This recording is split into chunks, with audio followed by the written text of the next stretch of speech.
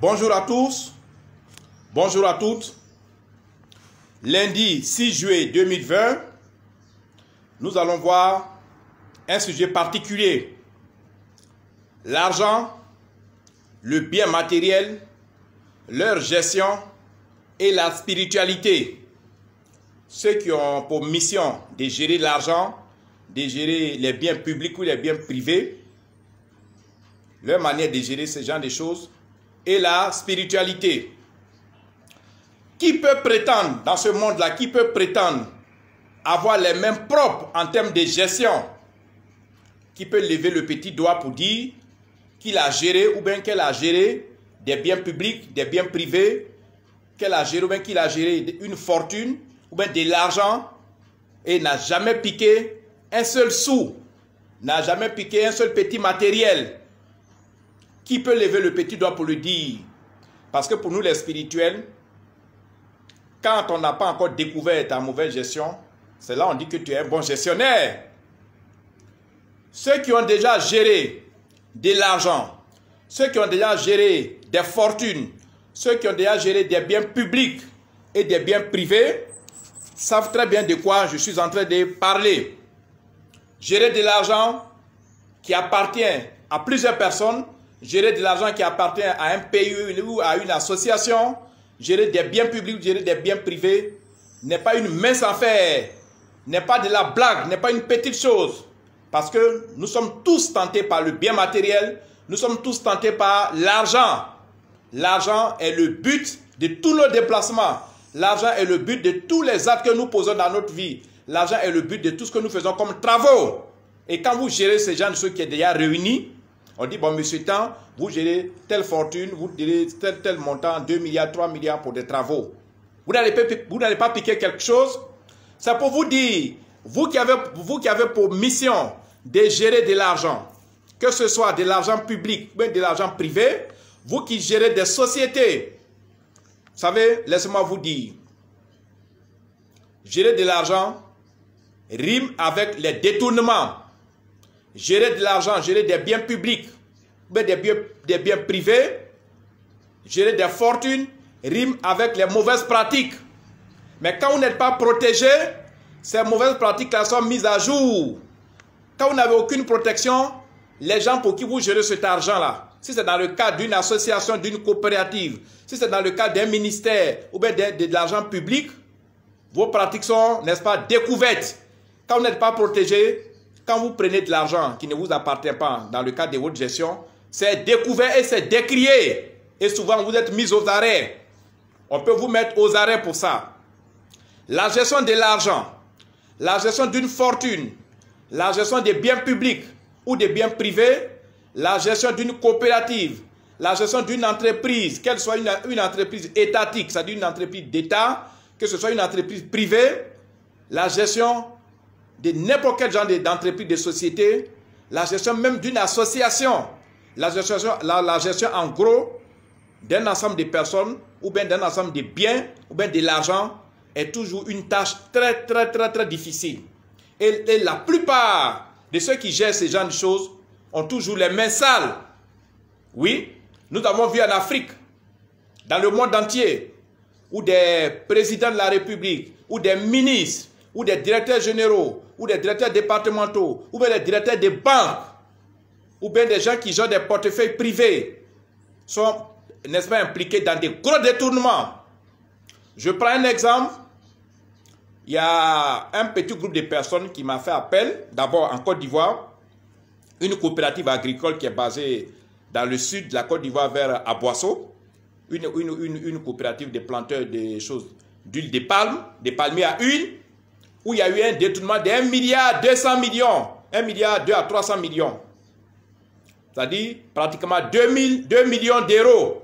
Et je suis allé, le gestionnaire et tous ceux qui géraient, j'ai posé des questions, mais j'ai vu que le détournement était réel. Ce que j'ai dit, c'est comme à peu près les avocats. Les avocats, on les appelle au secours parce qu'on a les mains sales.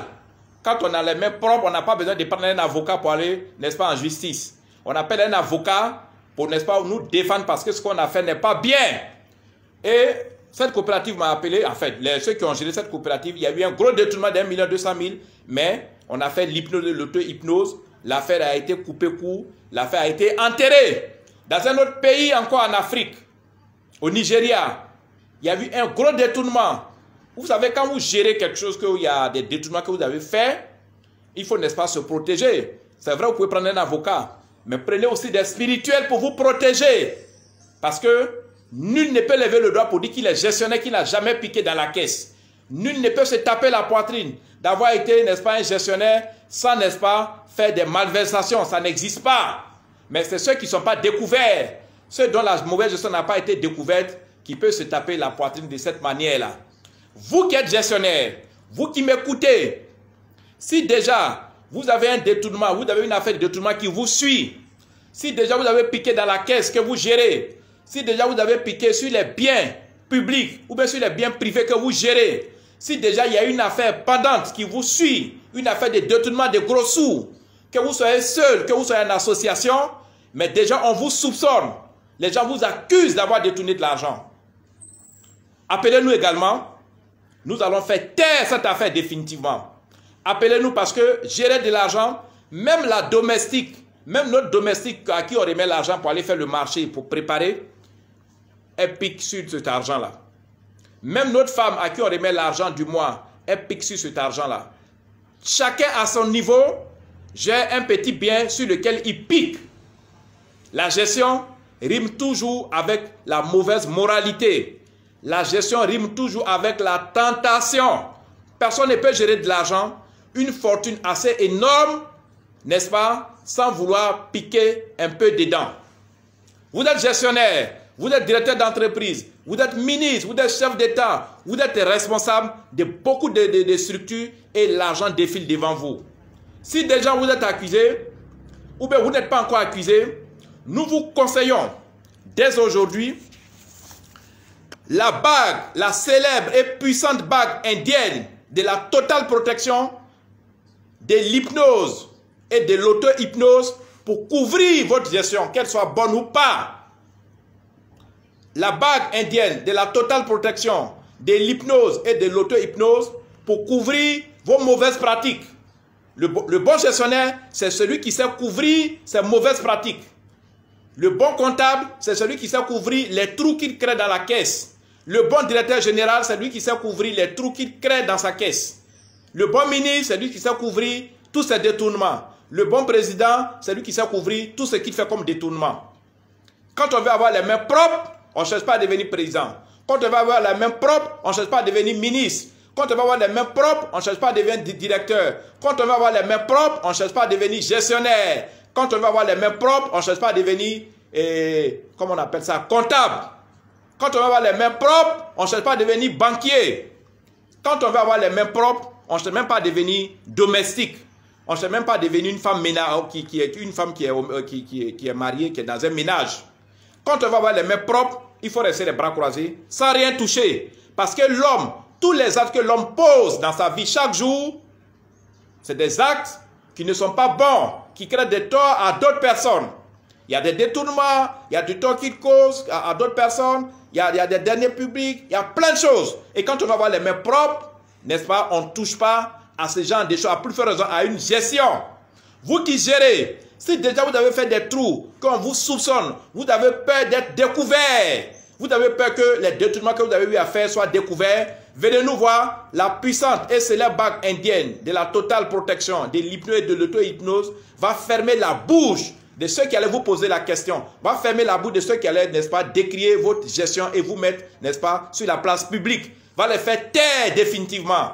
Et, n'est-ce pas, cette gestion va passer sous silence. Ce que vous avez fait va passer sous silence. Nous avons plein d'exemples comme ça. Des banquiers, des directeurs généraux, des directeurs de sociétés, des gestionnaires, dans des coopératives privées, dans des associations, même dans des structures étatiques. Si vous avez ce genre de responsabilité, le bon gestionnaire, c'est celui qui sait couvrir ces mauvaises pratiques. Je le répète, le bon gestionnaire, c'est lui qui sait couvrir ces derniers publics, ces détournements qu'il fait. En réalité, il n'y a pas de bons gestionnaires. Aux États-Unis, en France, partout en Europe, partout en Amérique, les détournements sont faits par les gestionnaires, par leurs directeurs, par tous ceux qui sont les grands responsables. C'est pour cette raison, quand vous voyez qu'on dit ce monsieur, c'est un grand responsable, il a un gros ventre, il a beaucoup de choses, il a beaucoup de maisons, il a beaucoup de réalisations.